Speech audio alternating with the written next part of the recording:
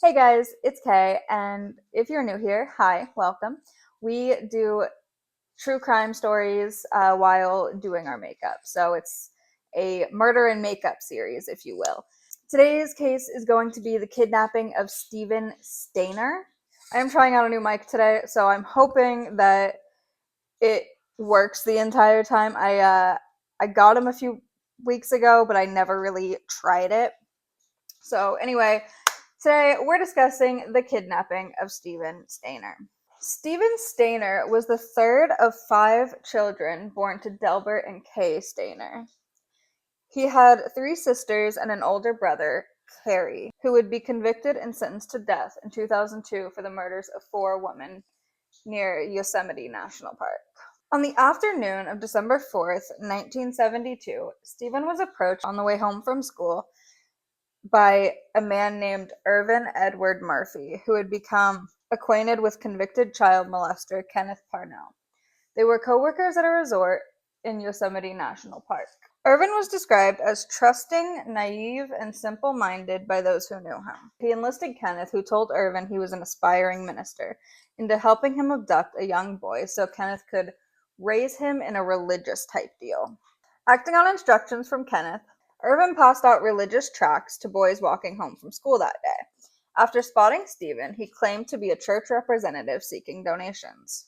Stephen later claimed that Irvin asked him if his mother would be willing to donate any items to the church. When Stephen said she would, Irvin asked Stephen where he lived, and if he would be willing to take Irvin to his home. When Stephen agreed, a white Buick driven by Kenneth pulled up, and Stephen willingly climbed in the car with Irvin. Kenneth then drove them to his cabin in Cathy's Valley instead of Stephen's home. The cabin was actually located only a few hundred feet from where his maternal grandmother's house was.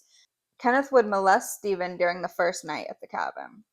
When Stephen told Kenneth he wanted to go home in the first week, Kenneth told him that he had been granted legal custody of him because his parents could not afford so many children and they did not want him anymore.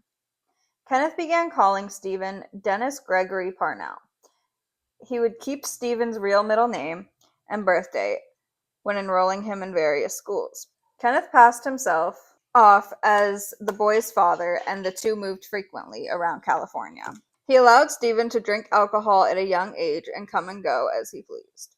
Kenneth moved from one job to another, and some of his work required travel, which meant leaving Stephen unattended. As an adult, Stephen later remarked that he could have used those chances to flee, but was unaware of how to go and summon help. For 18 months, a woman named Barbara Matthias lived with Kenneth and Stephen and would also molest him. In 1975, under Kenneth's instructions, Barbara had tried to lure another young boy who was in the Santa Rosa Boys Club with Stephen into Kenneth's car. The attempt was unsuccessful, and Barbara later claimed to have been completely unaware that Dennis had been kidnapped. Yeah, because he tries to get you to kidnap another boy, and you didn't think anything fishy was going on. As Stephen got older, Kenneth started looking for a younger child to kidnap. Kenneth used Stephen to attempt to kidnap other children on prior occasions, but all the attempts were unsuccessful. This made Kenneth believe that Stephen lacked the means to be an accomplice, which frankly isn't something bad to lack. Stephen later revealed that he sabotaged these attempts. On February 14th, 1980, Kenneth and a teenage friend of Stephen's named Randall Sean Poorman kidnapped 5-year-old Timothy White. However, due to his distress, Stephen returned the boy to his parents. On March 1st, 1980, while Kenneth was away at his night security job, Stephen left the house with Timothy and hitchhiked into town. By March 2nd, Kenneth had been arrested on suspicion of abducting both boys. When police checked his background, they found a previous sodomy charge from 1951. Both children were returned to their families, and Kenneth was tried and convicted in 1981 of kidnapping the boys. He was sentenced to 7 years, but was paroled after serving 5. Kenneth was not charged with the numerous assaults on other boys because most of them occurred outside the jurisdiction of the Merced County prosecutor, or were then outside the statute of limitations. Irvin for helping kidnap Stephen, as well as Randall for helping kidnap Timothy, were convicted on lesser charges. They claimed to know nothing about the assaults. Barbara was never arrested. Stephen later remembered the kindness Uncle Irvin showed him in the first week of captivity, while they were both under Kenneth's manipulation. He believed Irvin to be as much a victim as he and Timothy were. Stephen's kidnapping and its aftermath prompted California lawmakers to change state laws to allow consecutive prison terms in similar abduction cases. After returning to his family, Stephen had trouble adjusting to a more structured household since he was allowed to pretty much do whatever he wanted. He could smoke, drink, and really just do as he pleased when he lived with Kenneth. In an interview with Newsweek after his escape, Stephen said, "I returned almost a grown man, and yet my parents still saw me as their 7-year-old.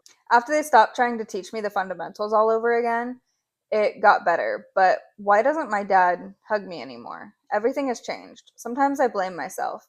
I don't know sometimes if I should have come home. Would I have been better off if I didn't?" Which is really sad to hear that he feels like he could have been better off with his captor. I mean, he escaped from years of captivity only to almost regret it. Stephen would go to counseling for a while, but not for long, and never sought additional treatment. He refused to disclose the details of the assaults. In a 2007 interview, Stephen's sister said he never sought counseling because their father said Stephen didn't need any. She said he got on with his life, but was pretty messed up. He was bullied at school by other children for being molested and would eventually drop out, which also is just heartbreaking to me. He began to drink heavily and was eventually kicked out of the family home, and his relationship with his father would remain strained. So that's going to do it on our case of Stephen Stayner. If you enjoyed that video, feel free to let me know down in the comments below, and hopefully I'll have more content out soon for you guys. So feel free to subscribe so that you don't miss any of that future content.